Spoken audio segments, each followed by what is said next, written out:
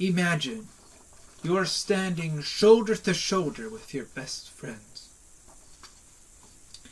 You hear the music of your encroaching enemy marching up the field, flags flapping in the wind.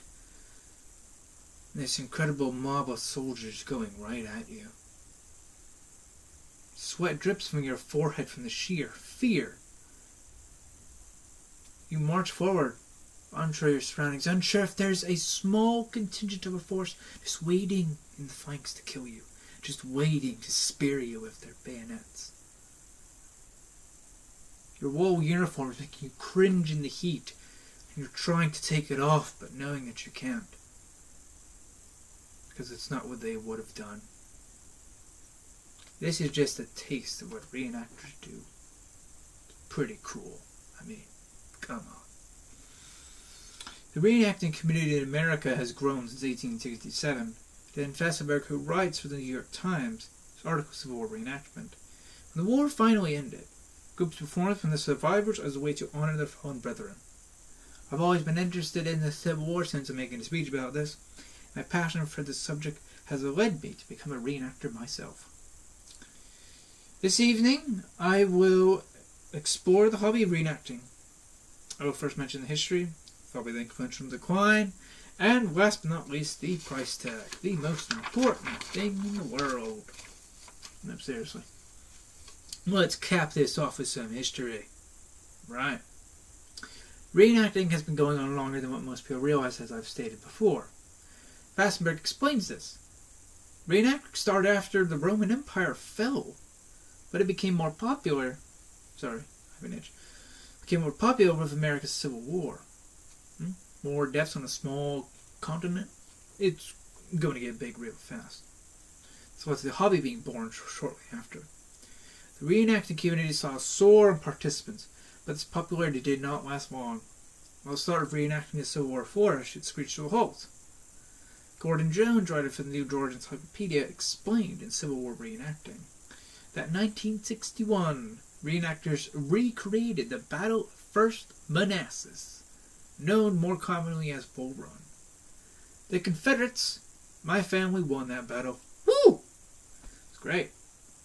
This turned into several lawsuits, sadly, from the NAACP, the National Advancement of Colored People, and they still have not changed their name. Weird. But they were angry. They were furious. They were enraged that the public let the South win. I mean, why would you let the North win when historically the South won? Because the South was in a much better position. Sorry, I'm going to really get into a rant on that, but I'm going to hold my tongue. The groups later disbanded, or just people just left the hobby in droves altogether. So the potential of the hobby was slowed, and their numbers seemed to only go in one direction, down the pooper.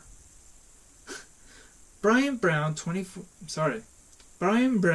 writer for the New Georgia Encyclopedia, stated in his article Fitzgerald, every year less and less young reenactors, or people like me, because I'm young and I'm a reenactor, is because it costs too dang much. I had the privilege of going to a school of the soldier where you learn to load and to fire and to clean and to care for your 19th century memorabilia. However, I didn't have all the stuff that I thought I should have had because I did so many research, I watched so much videos on YouTube, and I still didn't have everything. I still gotta shell out $100 to $200 more than I've already had. I mean, come on. Sucks. The amount of money that goes into this hobby is affecting the next generation of reenactors. People are deciding not to do the hobby altogether because it costs too much. I mean, would you blame them? I know I wouldn't. Allow me to pack up this trip. A few final thoughts. Showed the history of reenacting. You heard me explain the downward spiral of this hobby. I have briefly described the high price of becoming a reenactor and what leads to the main reason why young reenactors don't enlist. Now, standing shoulder to shoulder, you are charging up a steep incline hill. That is a once-in-a-lifetime opportunity because you will never see that happen again with modern infantry tactics and modern warfare because nobody's going to charge up a hill when they know for a damn fact that there's an RPG or a tank on the top of that hill. There's a cannon. There's a chance it'll survive. Not a tank. Sorry. Just won't happen. Or a machine gun. Will not happen. Sorry. The steady decline of reenactors is troublesome. Sucks. But experiencing the hobby firsthand is truly out of this century. I thank you for listening.